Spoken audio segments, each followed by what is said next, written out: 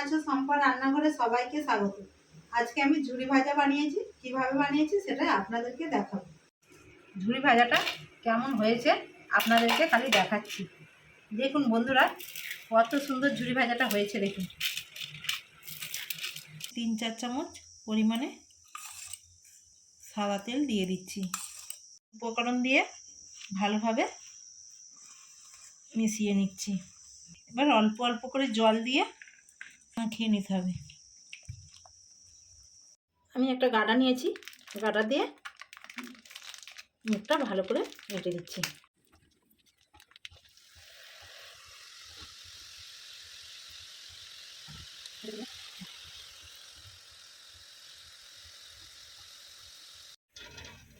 বন্ধুরা দেখুন, ঝুরি ভাজাটা সব ভেজে নিয়েছি, এবার তুলে নিচ্ছি।